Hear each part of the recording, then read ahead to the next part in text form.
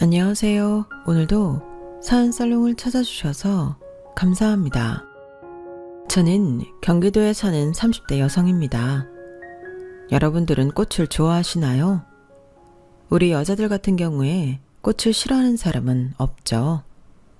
별 감흥이 없는 사람은 있어도 말이에요. 저도 꽃을 좋아하는 여자 중 한 사람인데요. 그 중에서 겨울에 피우는 꽃을 좋아해요. 물론 꽃들이 각자의 이유로 아름답지만 저는 그 중에서 겨울에 피우는 꽃을 좋아해요. 겨울을 맞이하며 추위와 함께 피우는 꽃을 아시나요? 바로 아네모네예요. 아네모네는 보라색, 분홍색, 빨간색, 하얀색 등의 색으로 피어나죠. 그리고 아네모네는 그리스어로 바람의 딸을 뜻하는데 그게 아네모네의 꽃잎이 바람에도 흐드러지게 떨어지기 때문이래요. 그래서인지 아네모네의 꽃말은 참 슬퍼요.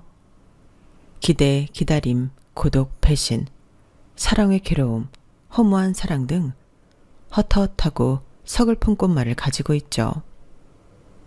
저는 오늘따라 그런 꽃말을 가진 아네모네가 머릿속에서 떠나지 않네요. 꼭 제 처지 같아서요. 그게 무슨 뚱딴지 같은 소리냐고요? 무슨 소리인지 알려드리기 전에 제가 질문 몇 가지 드릴게요. 여러분들은 배신을 당해본 적이 있나요? 혹은 배신감을 느껴보신 적은요? 아니면 믿는 도끼에 발등 찍혀보신 적은요? 있으신가요? 사실 인간관계라는 게 그래요. 제 마음대로 흘러가지 않을 때가 많잖아요. 그래서 배신이라는 것도 경험해 보신 분들이 계실 거라고 믿어요. 단 몇 분이라도 말이에요. 혹은 생각보다 많은 분들이 경험해 봤을지도 모르죠. 그렇게 생각하면 제가 겪은 일도 무수히 많은 사건들 중 하나라는 생각이 들어 안심이 되긴 하지만 사실 충격이에요. 그것도 저는 믿는 도끼에 발등을 찍힌 경우라 더 충격에서 헤어나올 수가 없네요. 제가 음식을 굉장히 좋아해요. 먹는 거에 진심인 사람이라 집에 식재료도 풍부하고 그릇이나 냄비도 종류별로 있어요. 그런데 그런 제가 식욕이 없더라고요. 그뿐이게요. 지금 저는 배신감과 온갖 생각으로 밤잠을 제대로 잘 수 없는 지경에 이르렀어요. 계속 뒤척이며 잠을 자지 못해요. 백색 소음을 들어도 마찬가지고요. 그러니 수면 부족으로 제정신이 아니에요. 지금 휴직 중이니 다행이지 아니었으면 사고 쳤을 거예요. 제가 미용사거든요. 이전에 불미스러운 일로 휴직을 했는데 지금 와서 보니 하길 잘했다 싶어요. 물론 제가 미용 일을 10여 년 동안 이런 일이 없었지만요. 이제 제가 어떤 배신을 당했는지 궁금하시죠? 전부 다 말씀드릴게요. 저는 3남매 중 둘째로 위로는 오빠가, 아래로는 동생이 있어요. 오빠와는 연년생이고 남동생과는 2살 차이가 나요. 저희 3남매는 우애가 두터웠어요. 서로 다투는 일도 거의 없었고 서로를 배려하고 위해주는 남들이 부러워하는 남매 사이였죠. 저희 남매가 그렇게 클 수 있었던 건 같은 결핍을 가졌기 때문이에요. 그거 아시나요? 같은 결핍을 가진 사람들끼리는 서로 돈독해질 수밖에 없다는 사실을요. 물론 저희는 남매니까 동일한 환경에서 자랐으니까 비슷한 결핍이 있는 건 당연해요. 하지만 저희 남매는 그 결핍의 모양과 무게가 같았다고 할까요? 게다가 그 결핍으로 만든 욕구까지 닮았죠. 그래서 저희 남매는 서로를 더 잘 이해할 수 있었어요. 그런 유련을 공유한 사람들처럼 말이에요. 그럼 여기서 말씀드릴게요. 저희 남매의 가장 큰 결핍은 바로 엄마예요. 저희 남매를 키운 건 주 양육자는 저희 아빠와 친할머니 둘 뿐이에요. 오직 2분이 저희 남매를 키우고 보살폈죠. 엄마는 거기에 없어요. 어릴 때 찍은 사진에도 엄마는 찾아볼 수 없죠. 그럼 저희 엄마는 어디에 있었냐고요? 늘 방 안에 있었어요. 작은 골방에 늘 누워 있었어요. 아직도 기억이 나요. 그 방의 온도가 말이에요. 차가웠어요. 그리고 습했죠. 그 방이 늘 그늘이었거든요. 그리고 엄마는 우리 남매가 자기를 깨우면 신경질을 냈어요. 그러면서 할머니를 불렀죠. 애들 좀 데려가요.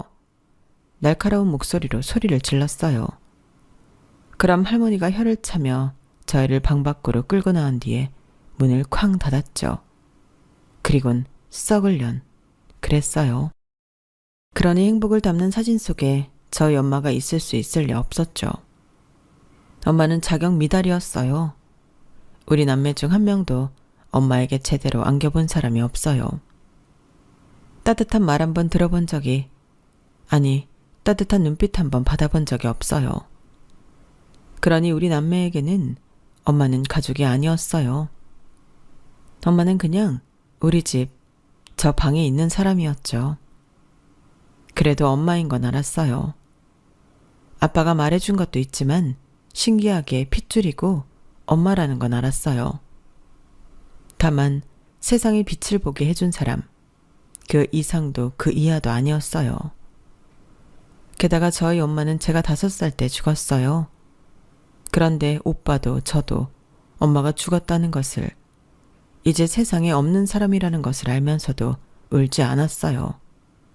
슬프지 않았던 것 같아요. 그만큼의 애착이 없어서였을까요? 지금 생각해보면 그래도 엄만데 좀 울어주지 그랬어 하는 생각이 들긴 하지만 별 수 있나요? 그게 엄마 복이죠. 애들은 솔직하잖아요. 게다가 그때 아빠도 울지 않았어요. 만약 아빠가 울었다면 따라 울었을 텐데 조문객들이 보기엔 좀 이상했을 것 같아요. 그리고 제가 고등학생 때 엄마의 사연을 우연치 않게 듣게 되었어요. 할머니가 친구들과 이야기를 하는 걸 방 너머로 들었거든요. 우리 며느리? 아유, 말도 마라. 내가 다 키웠어. 이제 와서 하는 말이지만 애엄마가 애들을 그렇게 내버리는데 내가 어떻게 가만히 있어? 안 그래? 아니, 나는 애 낳고 지 새끼 품에 안 안아보는 엄마는 처음 봤다. 간호사가 안으라고 애 가져다 주니까 치우래. 날 딱 보더니 어머니라도 안으시든가요 하는 거야. 아니, 그럴 거면 만들긴 왜 자꾸 만들어? 셋이나 만들어서는 원. 그래놓고 어느 날에 지 혼자 갓비대? 화장실 문을 내가 먼저 열어서 망정이지 애들이 봤어 봐. 내가 등골이 서늘해. 아직도 그때만 생각하면 악몽을 꿔. 내가 걔 화장할 때 그랬어. 다시는 보지 말자고. 우리는 악연 중에 악연이니까 나한테도 애들 아범한테도 내 새끼들한테도 절대 꿈에도 나타나지 말라고. 내가 그렇게 빌고 또 빌었어. 언제는 애들 아범 좋다고 결혼시켜 달라고 해서 시켜줬더니 애 낳고 그렇게 변해삐대? 내가 지 혼자만 애 낳나? 그렇게 저는 엄마가 산후 우울증으로 마음의 병을 키우다 그렇게 되었다는 사실을 듣게 되었어요. 그제서야 이해가 되더군요. 엄마의 장례식에서 아빠와 할머니에게 목을 조아리며 사과하는 외조부의 모습이 말이에요. 그리고 그제서 조금 원망했어요. 내가 우리 삼남매가 뭐가 그렇게 미워서 마음이 괴롭고 아팠는지 물어보고 싶기도 했고요. 그래서 어떤 밤엔 혼자 울기도 울었죠. 제가 꼭 잘못 태어난 존재 같기도 해서요. 뭐 솔직히 정확한 마음은 모르겠어요. 설명할 수가 없네요. 그러다 언제는 오빠에게 사실을 털어놓았어요. 그러더니 오빠는 제가 들은 게 정확하냐고 묻더니 그렇다니까 곰곰이 생각하더라고요. 그런데 아무리 사실이 그렇다고 해도 지금 우리 가족이 달라질 건 없어. 생각해봐. 그건 엄마의 선택이었고 그땐 우린 어렸어. 그러니 엄마의 마음이 치유될 수 있게 뭔가를 해줄 수 없었다고. 알아차리지도 못했잖아. 물론 그렇다고 그게 우리의 잘못은 아니야. 그렇다고 아빠의 잘못이나 할머니의 잘못도 아니지. 그냥 그럴 수밖에 없었던 거야. 그리고 잘못 태어난 아이? 글쎄, 난 꼭 그렇게 생각하진 않아. 어떤 존재도 잘못 태어난 존재는 없어. 그리고 우리가 지금 불행해? 아니잖아. 그냥 그럴 수밖에 없었던 거야.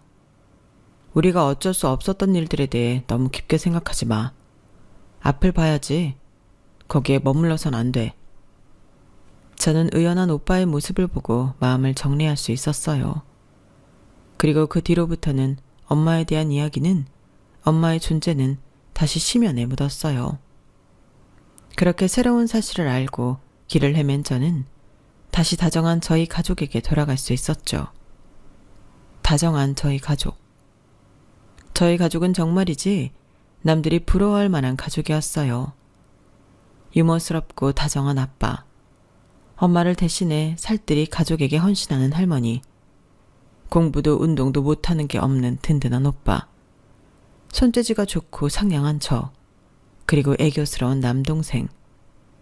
정말 누구 하나 모난 데 없는 정다운 집안이었죠. 저희 식구들은 누구보다 식구를 생각했어요. 그래서 저녁 식사는 큰일이 없는 한 함께 했고, 누군가 출근이나 외출을 할 땐 포옹을 잊지 않았죠. 그리고 저희 식구들은 방문을 절대 닫지 않았어요. 집에는 여기저기 가족 사진이 있었고, 연애 이야기나 사랑 이야기 같은 비밀스러운 이야기도 가감없이 나누곤 했죠. 생각해보면 사춘기도 크게 없었던 것 같아요. 저는 고등학생이 되어서도 아빠와 자주 데이트를 했거든요. 주로 제 옷을 사러 가거나 영화를 보거나 했죠. 그 모습은 제 주변에서도, 군인이셨던 아빠 주변에서도 놀랄 노자였어요. 그러면서 다들 부러워했죠. 물론 소풍을 가서 도시락을 싸와야 할 때나 학부모 면담 때 다른 친구들은 엄마가 도시락을 싸주고 면담을 오잖아요. 그게 부러울 때도 있었어요. 하지만 크게 갈망하진 않았어요. 맞아요. 갈망까진 아니었어요. 저에겐 그런 것들을 해주는 할머니가 있고, 저는 할머니를 무척 좋아하니까요. 저희 할머니는 무척 따뜻한 분이셨어요. 제가 초경을 했을 때가 기억나는데, 그때 할머니는 저를 안으며 눈물을 흘렸어요. 그리고 아빠에게 전화해 케이크를 사라고 하셔서 그날 파티를 열어줬죠. 그렇게 섬세하고 따뜻한 분이셨어요. 그런데 제가 감히 어떻게 갈망할 수 있겠어요? 그리고 오빠가 군입대를 하고 부사관이 되어 다른 지역으로 발령을 받기 전까진 함께 살았어요. 제가 전문대를 나와 미용사가 되었는데 저희 집 근처 미용실에 입사해 독립하지 않아도 되었고, 남동생도 4년째 대학을 중퇴하고 친구와 옷가게를 차려서 독립하지 않았거든요. 그리고 오빠는 주말만 되면 저희 본가로 왔죠. 빠지지 않고 매주 왔어요. 그렇게 저희 가족에는 유지되었는데 이상하게 3남매의 연애 사업은 늘 빨간불이었어요. 특히 오빠는 연애만 하면 헤어졌는데 그 사유 중 하나가 오빠가 매주 본가에 간다는 이유였어요. 왜? 저희 식구는 여자친구를 이해할 수 없었죠. 주말에 집에 가는 게 이상해? 그랬어요. 그리고 저는 아빠와 오빠만큼 좋은 남자를 만나고 싶어 했는데 그게 잘 되지 않았죠. 이상하게 저한테는 아들 같은 남자만 걸리더라고요. 마지막으로 막내는 가족과 일이 먼저여서 연애를 잘 안 했어요. 귀찮아하는 것도 같았고요. 그래서 아빠가 참 걱정이 많았어요. 자기 죽기 전에 결혼은 할 거냐며 우스갯소리를 하기도 했죠. 하지만 그런 저희에게도 저에게도 봄이 찾아왔어요. 제가 한눈에 뿅 간 사람이 생긴 거예요. 상대는 저희 미용실에 다니는 한 손님이었어요. 그 손님은 저희 단골로 2주에 한 번 미용실에 와 커트만 했죠. 처음부터 제 고객이었어요. 하지만 방문할 때마다 미용사를 지정하진 않아서 매번 제가 머리를 해주진 않았어요. 그러다 원장님이 제가 그분을 좋아하는 걸 알아버린 거예요. 미소 씨, 그 고객님 좋아하는 거 맞죠? 내가 보니까 알겠던데. 그럼 내가 밀어줄 테니까 잘 되면 한턱 쏴요. 그러시더니 원장님이 그 뒤로 그 고객님이 오면 저한테 보내더라고요. 그렇게 한 석 달을 저만 그 고객님 머리를 다듬었어요.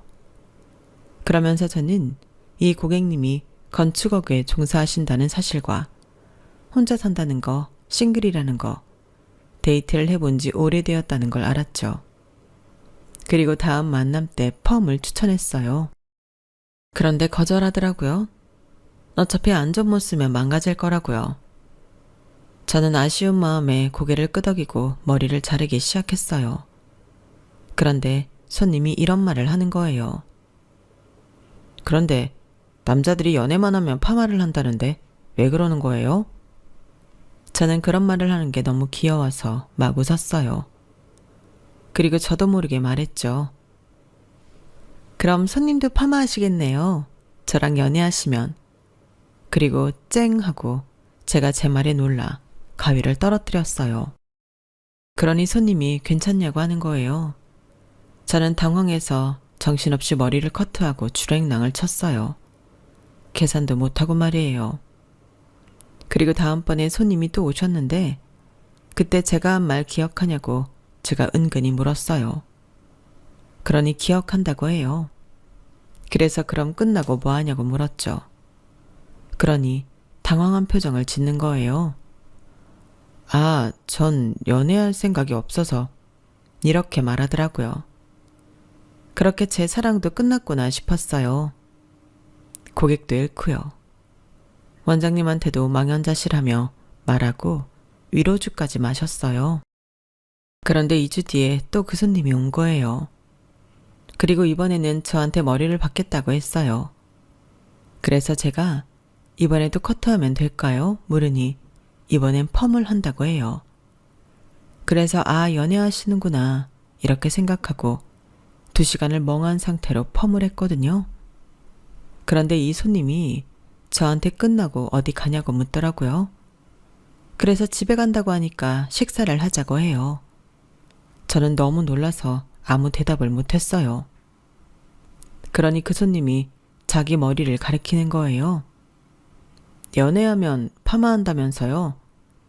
그래서 제가 끄덕이니까 뭐라고 하는 줄 아세요? 연애해보려고요, 미소 씨랑. 저는 제 이름도 여태 모르는 줄 알았어요. 그래서 정말 너무 놀랐는데 그 와중에 기쁘기는 엄청 기뻐서 고개를 세차게 끄덕였어요.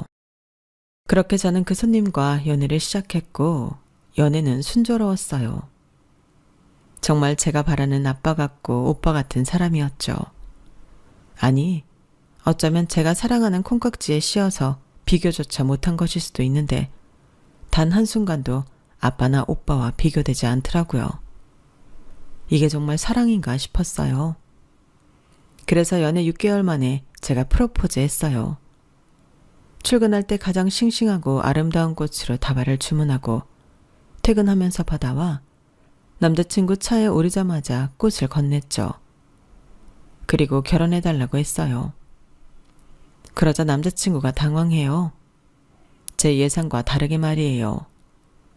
꽃다발도 받지 않고 머리만 극적이더니 그냥 차를 몰았어요. 제가 조금 삐져서 아무 말도 안 하고 창밖만 보니까 공원에 차를 세우더니 할 말이 있다고 했어요. 남자친구의 표정이 어두웠어요. 미소야, 내가 말하지 않은 게 있는데 나 사실 고아야. 어떻게 말해야 할지 내가 연애를 해본 적이 없어서. 그런데 네가 오늘 나한테 프로포즈 할 줄 알았더라면 어제라도 말했을 거야. 정말 숨길 생각은 없었어. 믿어줘. 그러면서 남자친구가 자기 이야기를 해요. 남자친구는 사실 신생아 때 보육원에 버려진 고아예요. 그러다 4살 때 처음 입양되어 6살 때 그 집에 아이가 생겼다며 파양되고 12살에 다시 입양되었다가 그 집 자식들이 괴롭혀서 15살 때 다시 파양되었어요. 그리고 성인이 될 때까지 보육원에 살다가 지원금을 받고 퇴소했죠. 남자친구는 그 돈으로 구할 수 있는 작은 반지하에서 막노동을 하다가 건축업을 배웠어요. 그리고 지금까지 그 일을 하고 있었죠. 연애는 정말 해본 적이 없었다고 해요. 자기 수준에, 자기 형편에, 자기 처지에 연애는 사치라고 생각했죠. 그런 마음에 쉽게 누군가를 좋아해 본 적도 없었어요. 누군가 자기를 좋아한다고 다가온 사람도 없었고요. 그러다 제가 눈에 들어온 거예요. 처음엔 엄청 고민했어요. 저한테 상처 줄 걸 뻔히 알아서 남자친구는 걱정이 많았어요. 그러다 보육원 친구에게 자기의 마음을 털어놓았는데 보육원 친구가 덜컥 화를 내더래요. 그럼 난 결혼을 어떻게 했니? 해냈니? 내 와이프가 날 불쌍하게 봐서? 아니면 내 와이프가 무슨 대단한 마더 테레사라서? 너 웃긴다. 우린 뭐 부모도 없으니까 사랑도 하지 말라는 거야? 그런 법이 어딨어. 있으면 말해봐. 너 지금 그 사람 놓치면 평생 지금처럼 혼자 사는 거야. 네가 이러니까 친구가 나밖에 없지. 너 당장 그 태도부터 고쳐. 그래서 용기를 냈어요. 남자친구 말로는 예약을 당겨서 미용실에 방문했다고 해요. 저는 남자친구의 진심 어린 고백에 남자친구를 안아주었어요. 나도 마더 테레사는 아니야. 그냥 오빠가 좋은 거고 오빠면 되니까 결혼하자고 한 거야. 지금 내가 오빠 이야기를 듣고 당황스러운 건 예상하지 못했기 때문인데 그렇다고 낙담할 건 없어. 나도 엄마가 없거든. 5살 때 돌아가셨는데 거의 없던 거나 다름없어. 서로 각자의 아픔이 있는 거 아니겠어? 그러니까 괜찮아. 그렇게 저희는 서로의 이야기를 실컷 털어놓은 뒤 결혼을 약속했어요. 그리고 며칠 뒤 남자친구와 둘이 아빠를 찾아뵈었죠. 다짜고짜 결혼을 하겠다고 말했어요. 그리고 남자친구 이야기를 털어놓았죠. 그러자 저희 아빠는 제 예상과 다르게 반대를 했어요. 남자친구를 돌려보내고 저한테 적어도 상대는 온전한 가족이 있어야 하지 않겠냐고 말하더군요. 그래서 제가 처음으로 아빠의 말에 반기를 들었어요. 그래도 아빠는 돌처럼 끄덕없더라고요. 그리고 제 친구들도 반대했어요. 제가 뭐가 모자라서 고아랑 결혼하냐는 소리까지 듣고 저는 모든 사람과 연락을 끊고 짐을 챙겨 남자친구 집으로 갔죠. 그렇게 보름 있었나? 그러니 아빠가 다시 집으로 오라고 해요. 그래서 결혼 허락하는 거 아니면 안 간다고 하니까 결혼하라고 하더라고요. 그렇게 어렵게 얻어낸 결혼을 하고 저는 조금 걱정했어요. 아빠가 집안에서 반대한 결혼이잖아요. 그래서 혹여나 제 남편을 나쁘게 대할까 걱정이었어요. 그런데 걱정과는 다르게 아빠도 그렇고 할머니도 그렇고 저희 남편을 사위로 대해줬어요. 마음을 열어준 덕분에 저희 남편도 저희 식구의 일원이 될 수 있었죠. 단란하게 가족들끼리 식사도 하고 아빠와 셋이 데이트도 하고 가족끼리 여행도 다니고요. 남편 덕분에 여행은 참 많이 다닌 것 같아요. 남자가 1명 늘었다고 여행이 가뿐해지더라고요. 그리고 제가 시댁이 없잖아요. 그래서 그런 스트레스도 안 받았어요. 시댁살이에 대한 이야기를 친구들이 하면 이해를 못했죠. 그러더니 친구들이 하나둘 제 처지를 부러워하더라고요. 자기도 차라리 남편이 고아였으면 좋겠다나 뭐라나. 그땐 정말 우습기도 하고 시댁살이를 경험하는 친구들이 안쓰럽기도 하고 그랬어요. 여튼 저는 제 결혼 생활에 불만이 하나도 없었어요. 그리고 그건 남편도 마찬가지일 거라고 확신했죠. 그러다 재작년 저희 할머니가 당뇨로 돌아가셨어요. 저에겐 엄마 같은 할머니가 돌아가시니 저는 눈앞이 캄캄하고 머리가 아득했어요. 앞으로 어떻게 살아가지? 큰 기둥을 하나 잃었다. 이런 기분이었죠. 하지만 그때도 남편이 있어서 버텼어요. 남편이 참 든든하게 제 곁을 지켜주었거든요. 남편은 제때 식사를 챙겨주고 물티슈로 얼굴을 닦아주고 그랬어요. 조금 남사스럽나요? 그래도 전 너무 고마웠어요. 그런데 웃긴 일이 일어났어요. 바로 그렇게 다정했던 제 남편이 변한 거예요. 어떻게 변했냐고요? 너무 차갑고 냉담하게 변했어요. 매일 저를 깨워주고 늘 고맙게 아침밥을 먹어주던 남편은 온데간데 사라지고 저보다 일찍 일어나 아침밥도 먹지 않고 출근을 해버렸죠. 그뿐인 줄 아세요? 제가 저녁을 차려두고 기다리는데 남편은 오지 않았어요. 늘 10시나 되어서 집으로 돌아왔죠. 그것도 술에 취해서 말이에요. 저희 남편, 술이라곤 입에도 못 대는 사람이에요. 그런데 무슨 이유인지 매일 술을 마시고 늦게 집에 들어오더라고요. 그리고 집에 들어와서는 저를 본체 만취하더니 소파에 누워 잠을 자는 거예요. 그러니 매번 나누던 따뜻한 대화나 포옹, 그런 것도 사라졌죠. 그래서 저는 집에서 혼자 밥을 먹고 혼자 장을 보고 혼자 청소를 하고 뭐든지 혼자 했어요. 그러던 어느 날, 그날도 어김없이 소파에서 자는 남편을 보고 한숨을 푹푹 쉬면서 안방에 들어가 침대에 누웠어요. 그런데 그날따라 눈물이 나더라고요. 그래서 소리내서 엉엉 울어버렸어요. 그러니 남편이 안방으로 들어왔어요. 왜 그래? 시끄러워서 잠을 못 자겠잖아. 저를 보고 그렇게 말하더라고요. 저는 그게 서러워서 더 크게 울었어요. 그러니 남편이 한숨을 쉬면서 안방문을 닫아요. 그리고 현관문이 열리는 소리가 들리더라고요. 방을 나가보니 남편이 이미 집을 나갔더라고요. 저는 너무 충격을 받고 서러워서 그 자리에 주저앉아 울다가 소파에서 잠들었어요. 그리고 남편은 아침에 들어왔는데 저를 쳐다도 보지 않고 씻으러 들어가더라고요. 그래서 제가 남편이 씻고 나올 때까지 기다렸어요. 그리고 남편을 졸졸 쫓아다녔죠. 그러니 남편이 인상을 팍 썼어요. 제가 처음 보는 얼굴이었죠. 제발 좀 그만해. 너 때문에 숨 막혀서 하루하루 살 수가 없어. 날 좀 내버려 둘 수 없어? 제발. 제발. 저는 너무 당황스러웠어요. 그래서 아무 말도 못했죠. 남편은 화를 참을 수 없는 것처럼 보였어요. 갑자기 쿠션을 벽에 던졌죠.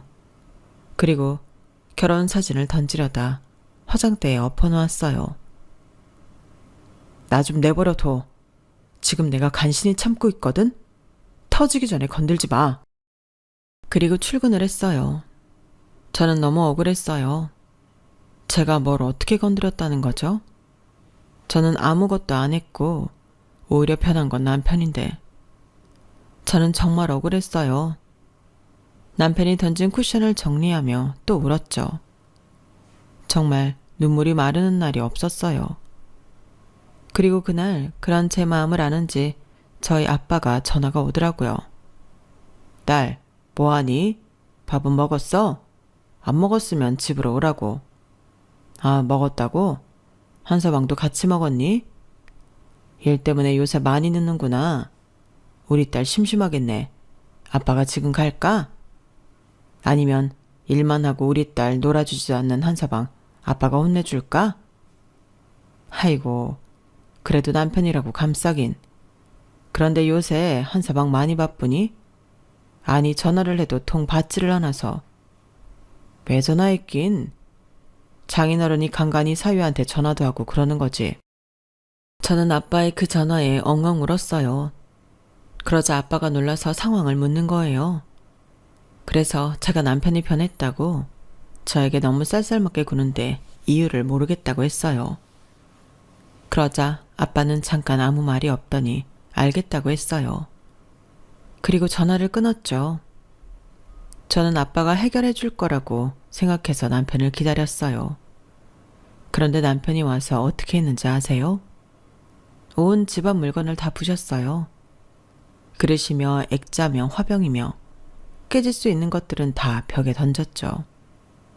남편은 던지고 저는 비명을 지르고 난리도 아니었어요. 그리고 그때가 저녁 10시가 넘어서 결국 경찰이 왔어요. 경찰이 남편을 저지하고 남편을 체포하려고 했어요. 그래서 제가 별일 아니라고 제발 남편 좀 풀어달라고 그랬어요. 그러니 경찰이 미심쩍은 표정으로 저를 보다가 남편을 풀어줬어요. 그리고 저는 주민들에게 사과를 하고 현관문을 닫았어요. 그리고 뒤를 보는데 난장판이 된 집에 한숨이 나오고 이 지경을 만들고 취해서 자는 남편의 두 숨이 나오더라고요. 저는 밤새 집을 치웠어요. 그리고 남편을 침대로 옮기고 남편이 일어나길 뜬 눈으로 기다렸죠. 저희 남편 알람이 필요 없는 사람이거든요. 그날도 어김없이 6시에 눈을 뜨더라고요. 제가 일어났냐고 북엇국을 끓여놨으니 먹으라고 했어요. 아니 됐어. 당신이 거기에 뭘 넣었을 줄 알고. 독약이라도 탔을 것 같아. 못 먹겠어. 그리고 또 운 거야? 정말 지겨워. 언제까지 그렇게 울 건데? 운다고 뭐가 해결돼? 달라져? 당신 때문에 이제 우는 여자는 지긋지긋해. 앞으로 내 앞에서 울지 마. 울었던 거 티내지도 마. 얼굴 치워. 짜증나고 메스꺼려. 비켜. 화장실 갈 거야. 남편이 그 말을 하면서 일어나는데 저는 터져버렸어요. 남편에게 빽 소리를 질렀죠. 당신 대체 왜 이러는 거야? 내가 뭘 그렇게 잘못했길래 이렇게까지 하는 거야? 아무리 생각해봐도, 머리에 쥐가 날 때까지 생각해봐도 내가 당신한테 요 근래 잘못한 게, 아니 뭘 한 게 없는데 대체 나한테 왜 이러는 거야? 갑자기 뭐 정신병이라도 걸렸니? 아니면 날 정신병 걸리게 만들고 싶어졌어? 다른 여자가 생긴 거야? 도대체 말을 해봐. 얼토당토 안 한 이야기여도 내가 들어줄 테니까. 제 울분을 듣자 남편이 픽 하고 웃어요. 그래, 네가 뭘 잘못하진 않았지. 그런데 그게 문제라고 생각은 안 해봤어? 그리고 여자? 여자라면 이 말 하기가 좀 더 쉬웠으려나? 그래, 너 괴로운데 늦게 말해서 미안해. 우리 이혼하자. 너랑은 이제 1분 1초도 같이 있고 싶지 않아. 저는 고통스러웠어요. 남편에게 제 마음을 알아달라 호소한 결과가 이런 소리일 줄은 몰랐거든요. 우리 천사 같던 남편은 지금 어디로 간 걸까요? 이혼이라뇨. 저희 부부 정말 그 어떤 문제도 없었어요. 그런데 이혼이요? 전 정말 하늘이 무너지는 기분이었어요. 그래서 제가 아무 말도 못하자 남편은 서랍에서 종이 한 장을 꺼내 저에게 던졌어요. 휙휙 종이가 힘없이 제게 떨어지는데 이혼 합의서더라고요. 재산은 너도 나도 없으니 문제될 거 없고 애도 없으니 문제될 거 없지? 적당히 쓰고 제출해. 그리고 제가 오니까 남편이 욕을 하면서 옷만 갈아입고 출근을 하러 나갔어요. 저는 닫힌 현관문이 꼭 남편의 마음 같아서 엉엉 울었네요. 그리고 그 이후로 제 상태는 좀비 같았어요. 하루 종일 이혼 생각만 했죠. 일에도 집중할 수 없었어요. 그래서 일단 휴직했죠. 그리고 집에서 내내 남편만 기다렸어요. 그런데 남편이 보름 만에 집에 돌아왔죠. 다짜고짜 제 얼굴을 보더니 언제까지 안 줄 거냐고 물어봤어요. 이혼 합의서 말이에요. 그래서 제가 정말 이혼이 하고 싶냐고 물었어요. 그러니 고개를 끄덕여요. 왜? 물었어요. 그러니 자기 행동을 보면 모르냐고 해요. 이제 더 이상 저를 사랑하지 않는다고요. 그래서 저는 남편이 보는 앞에서 합의서를 다시 썼어요. 눈물이 앞을 가리더군요. 그래도 꾹꾹 눌러담아 썼어요. 그리고 남편에게 건넸죠. 고마워. 짐은 나중에 찾으러 올게. 남편이 이렇게 말하고 일어났어요. 그리고 제가 여자가 생긴 거냐고 물었어요. 남편이 저를 지나쳐 현관으로 향했어요. 여자가 생긴 거면 그게 더 다행이지. 신발을 신으며 그러더라고요. 저는 그렇게 남편을 보냈어요. 그리고 다음날 남편과 합의서를 제출했고 혼자서 오지도 않을 남편을 기다렸어요. 그런데 남편에게선 전혀 연락이 없었고 오빠에게서 전화가 왔어요. 저희 아빠가 쓰러졌다고 급한 목소리로 말했어요. 저희 아빠 심장병이 재발한 거예요. 저희 아빠가 오래전부터 심장이 안 좋았거든요. 그래서 몇 년째 심장약을 먹고 계세요. 그런데 한동안 괜찮았어요. 천천히 운동도 하고 식단 관리도 하고요. 금연도 계속하고 있어요.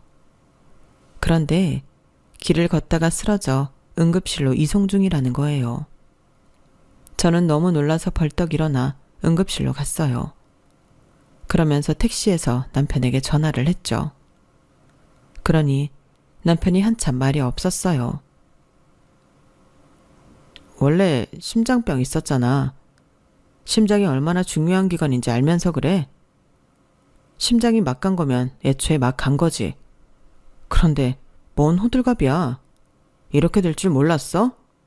그럼 뭐 너희 아빠는 얌전하게 자면서 죽을 줄 알았어? 보상이라도 누릴 줄 알았냐고. 웃기네. 자업자득인 거야. 자승자박인 거라고. 그러니까 나한테 전화해서 질질 짜지 말고 장례식에서나 불러. 그렇게 남편은 전화를 끊었고 저는 정신이 혼미해질 정도로 울다가 택시에서 내렸는데 설상가상으로 아빠가 돌아가셨더라고요. 뒤늦게 온 오빠와 남동생이 무릎을 꿇고 울고 저는 더 이상 눈물도 나지 않아서 차갑게 식은 아빠의 몸을 바라보고 있었어요. 저는 거의 좀비 같은 상태로 아빠 장례식을 준비했어요. 그리고 남편에게 전화를 해 아빠가 돌아가셨다고 장례식장 장소를 알려줬는데 아무 말이 없더라고요. 그래서 나보고 가서 시중이라도 들라는 거야? 우리 지금 이혼 조정 중인 거 잊었어? 우리가 지금 부부라고 생각하는 거야? 우린 이제 곧 남남이라고. 그런데 지금 거길 오라는 건 부조금이라도 땡겨보겠다는 거야? 당신이나 당신 가족이나 참 속보인다. 너무한다고. 그렇게 말하고는 전화를 끊었어요. 저는 일단 하루를 기다렸는데 정말 남편은 오지 않았어요. 그래서 남편이 일어나기 전에 남편의 오래된 친구에게 전화해 남편의 거처를 알아낸 다음 남편을 찾아갔죠. 비밀번호는 냅다 저희 결혼기념일을 눌러봤는데 문이 열렸어요. 솔직히 그것도 기가 막혔어요. 어제는 이제 저희는 부부도 아니고 남남이라느니 그런 말을 해놓고 현관 비밀번호는 저희 결혼기념일이냐뇨. 그리고 더 기가 막힌 건 뭔지 아세요? 남편이 그 시간에 깨어있는 거예요. 그리고 놀랍게도 울고 있는 거예요. 저희 남편이 말이에요. 그 큰 덩치로 어깨를 흔들며 울고 있다가 문이 열리는 소리에 덜컥 놀라 저를 보더군요. 얼마나 울었는지 눈이 팅팅 부어서 토끼 눈이 되어 있었어요. 저는 덜컥 화를 내려는 마음이 온데간데 사라지고 놀라서 남편에게 다가갔어요. 무슨 일이야? 왜 울어? 어디 아파? 제가 물으니 남편은 저를 안고 막 울어요. 그래서 제가 무슨 일이 있는지 물었어요. 그러니 미안하다는 말만 반복해요. 저는 통 그 속사정을 알 수가 없었어요. 그런데 울음이 거의 멎은 남편이 실토를 하더라고요. 어제 장인어른 장례식에 안 가서 미안해. 오늘도 가지 않았으니 오늘도 미안하고. 그리고 이제까지 모지말 했던 것도 상처 줄 행동을 했던 것도 다 미안해. 너무 어리석고 미숙한 말과 행동들이었어. 이미 상처는 다 받았겠지만 미안해. 하지만 용서해달란 건 아냐. 이혼을 물러달라는 말도 하지 않을게. 내가 어떻게 무슨 자격으로 그런 말을 할 수 있겠어. 내가 너한테 어떤 상처를 줬는데. 그래도 이 말은 믿어줄래? 단 한순간도 널 사랑하지 않은 적이 없었어. 앞으로도 그럴 거고. 저는 그게 대체 무슨 말이냐고 물었어요. 그러니 남편이 한숨을 푹 쉬더니 아빠 얘기를 해요. 장인어른 처음에 우리 반대하셨잖아. 내가 고아라서 말이야. 그리고 우린 그 역경을 딛고 결혼을 했지. 아니, 했다고 생각하지. 하지만 그게 다가 아니었어. 그러면서 남편은 아빠가 자기를 엄청 지독하게 싫어했었다고 말하는 거예요. 한 번도 자기를 사위로 생각한 적이 없었다고요. 그리고 차근차근 저에게 이야기를 해줬어요. 결혼을 하기 전날 11시나 돼서 아빠가 남편을 찾아왔어요. 남편의 자취방을 이리저리 둘러보더니 한숨을 푹푹 쉬었어요. 그리고 아빠는 침대에 걸터 앉았어요. 남편은 눈치를 보다 테이블 앞에 앉았고요. 기껏 지낸다는 데가 이런 데면 말은 다 했고, 차도 지난번에 받고 구형 그랜저 중고로 산 거 맞지? 그럼 이제껏 모은 돈은 얼마나 되나? 구하니까 따로 부양할 가족도 없을 거고, 사는 거 보니 달리 나가는 데도 없을 것 같은데. 아, 아니다. 말하지 마. 들으면 괜히 심란할 것 같다. 내가 오늘 찾아온 건 너한테 당부할 말이 있기 때문이야. 우리 미소, 엄마는 없지만 그의 모자라지 않게 사랑받으며 큰딸이야.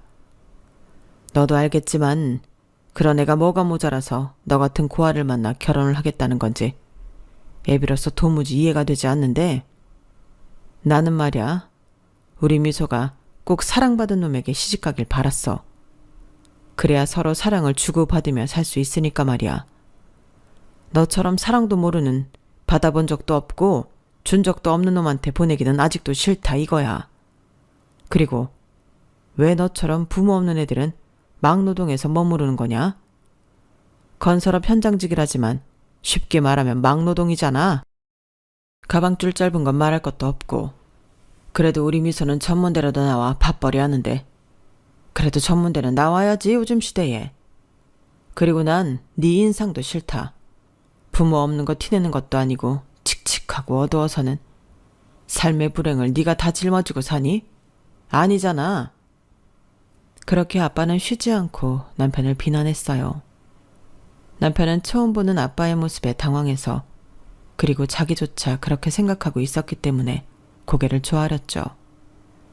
그리고 아빠는 지금 당장 생활기록부를 보여달라고 했어요. 그래서 남편이 노트북으로 생활기록부를 보여주자 아빠는 한참을 읽었어요. 솔직히 저희 남편 학교생활 참 성실하게 했어요. 반장이나 부반장을 할 성격은 아니었어 그러진 않았지만 결석 한 번, 조퇴 한 번 없었고 성적도 우수했죠. 대학을 가지 않은 건 순전히 학비 때문이었어요. 기타 생활비나 대학을 가면 만만치 않잖아요. 그런데 아빠가 노트북을 휙 남편에게 건넸어요.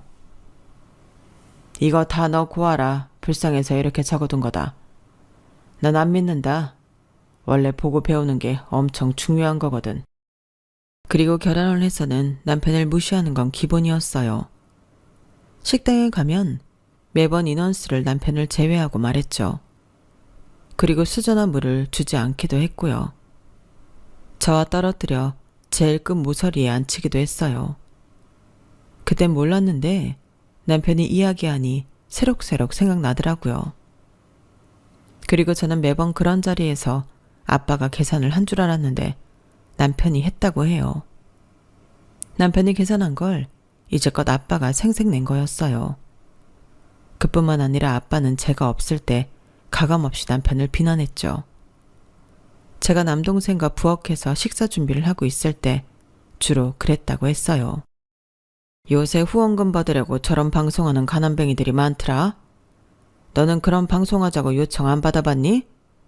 아, 하긴 저런 방송도 특별한 사연이 있거나 애가 참 착하거나 그래야 방송을 하지. 안 그래? 너는 이도저도 아니잖아. 그냥 고아라고 다 방송하진 않겠지. 그리고 뭐 하나 아빠 성에 차지 않는 행동을 하면 족보 없는 놈들이 뭐 그렇지 뭐. 별 기대도 안 했다. 내가 왜 이런 애한테 내 귀한 딸내미를 허락했는지 내가 미쳤었지. 지금이라도 이혼해. 알겠냐? 하셨어요. 그리고 최근 할머니 장례식에서는 이런 일이 있었어요. 둘째 날이 지난 새벽이었는데요. 남편이 옆에서 절 잘 보살피다 절 재우고 혼자 밖에서 담배를 태우고 있었어요. 그런데 아빠가 슬그머니 오셨어요. 머리도 큰 놈이 장인어른 앞에서 담배나 뻑뻑 피우기는 빨리 꺼라. 남편이 아빠의 말에 담배를 끄고 또 죄인처럼 고개를 숙이고 있었어요. 그 모습을 보더니 아빠는 혀를 찢찢 차고 손가락질을 했죠. 남자가 이렇게 자신감이 없어서야 그러니 오늘도 이러지. 원래 둘째 날이 사람이 제일 많이 오는데 그중에 이 손님은 한 명도 없었다. 너는 참 이래저래 도움이 안 되는구나. 우리 딸에게 할머니는 그냥 할머니가 아니야. 엄마이자 할머니지. 그걸 아는 놈이 이런 식으로 굴어? 돈도 안 되고 널 대체 어떤 식으로 예뻐해야 하냐? 너는 정말 내 인생에도 내 딸 인생에도 하등 도움이 안 된다. 정말 내 딸이 네 어떤 부분을 보고 결혼을 하겠다고 한 건지 뭐 책이라도 잡은 거 아니냐? 어디 한번 말 좀 해봐라. 남편은 그 어떤 말도 하지 못하고 폭격 같은 아빠의 말을 들었어요. 그리고 저한테 말하기를 그날 이후로 결심했다고 해요. 이혼을 하겠다고요. 그게 저를 위해, 본인을 위해, 아빠를 위해 가장 좋은 선택일 것 같다고요. 그래서 그랬다고 해요. 저에게 모질게 대한 거, 모진 말을 한 거 다 정떼게 해서 이혼해도 후련하게 하라고 그랬던 거래요. 그 말을 저는 믿고 싶으면서도 온전히 믿을 수 없었어요. 저에겐 천사 같은 아빠가 그런 짓을 했으리라 상상도 못했으니까요. 그러자 남편이 편지를 내밀더군요. 아빠가 결혼 전에 자기를 찾아왔을 때 돌아가기 전에 준 거래요. 저는 천천히 그 편지를 읽어봤어요. 아빠의 글씨체가 맞았고 그리고 거기에 써있는 내용은 감히 제가 상상도 못할 것이었죠. 내가 내 사위가 된 이상 이것들은 지켜줘야 한다. 절대적으로 우리 집에 복종해라. 너처럼 족보 없는 고아에게 우리 집은 너무 과분하다. 그러니 복종해라. 어떤 일이든 군소리 말고 해라. 남자가 하늘이 아니라 너에겐 처가가 하늘이다. 절대 내 뜻을 내세우지 마라. 내가 볼 때든 보지 않을 때든 무조건 말 못하는 개처럼 살아라. 아니, 개보다도 못하게 살아라. 배운 것 없는 내 말을 다 들어줄 만큼 내 딸은 착한 딸이니 그걸 믿고 나대지 마라. 그리고 매달 50만 원을 내게 입금해라. 이유는 내게 말하지 않아도 알겠지. 네가 장인에게 50만 원은 줄 수 있는 남자라는 걸 보여라. 아니면 자격이 없는 것이다. 마지막으로 네 부모를 찾아라. 내 부모가 백만장자일지 누가 아냐? 찾아서 나한테 보고해라. 편지엔 그렇게 적혀 있었고 저는 남편의 말을 믿을 수밖에 없었어요. 그리고 무너진 남편의 얼굴을 보고 물었어요. 정말 부모를 찾았냐고요. 그러니 남편이 고개를 끄덕여요. 그런데 친엄마만 찾았다고 해요. 친엄마는 시장에서 김밥을 팔고 있다고요.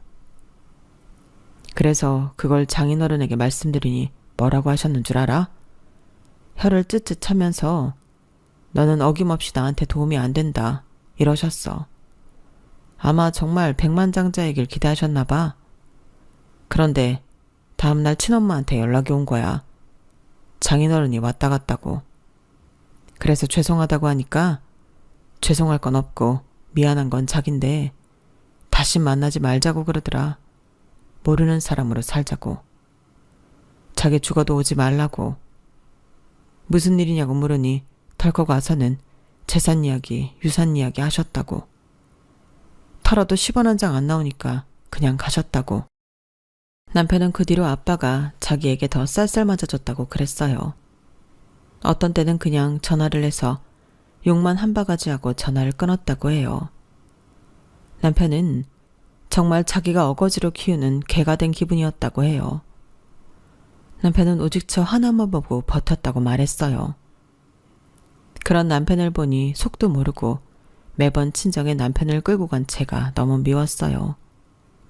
그래서 남편을 끌고 사과했죠. 그리고 남편의 목을 보는데 로프 자국이 있는 거예요. 그걸 보고 울음이 터져서 같이 부둥켜 안고 몇 분을 울었네요. 그리고 저는 장례식장으로 다시 가서 오빠와 남동생에게 남편에게 들은 아빠의 만행을 모두 이야기했어요. 그러자 오빠는 장례식에서 무슨 이야기를 하는 거냐고 하더니 나중엔 자기도 알고 있었다며 시인하더라고요. 그래요. 아빠는 오빠와 남동생 앞에서도 제 남편을 무시하고 헐뜯은 거예요. 저는 참지 못하고 아빠의 영정사진을 손으로 가리켰어요. 나 지금부터 남편이랑 집으로 갈 거야. 남은 장례식은 둘이 알아서 처리해. 절대 나 부르지 마. 장례뿐만이 아니야. 제사도 둘이 알아서 해. 못하겠으면 빨리 결혼해서 와이프들한테 부탁하든지. 난 안 해. 내가 들은 게 사실인 걸 안 이상 난 아빠한테 더 이상 해줄 게 없어. 아니, 솔직히 죽은 아빠라도 불러내서 남편에게 사과하라고 하고 싶은 심정이야. 그러니까 앞으로 집안일에 나 절대 부르지 마. 우리 남편도 마찬가지야. 결국 방관한 오빠도 너도 똑같은 사람이야. 나는 지금 우리 남편한테 미안해서 쪽팔려서 혀 깨물고 죽고 싶은 걸 꿋꿋이 참는 중이거든? 그러니까 절대 나 부르지 마. 그렇게 말하고 남편의 손을 잡고 장례식을 빠져나왔어요. 그리고 저희는 이혼을 포기했죠. 같이 집으로 돌아와 오래 이야기를 했고 결국엔 저도 남편과 마찬가지로 고아가 되기로 했어요.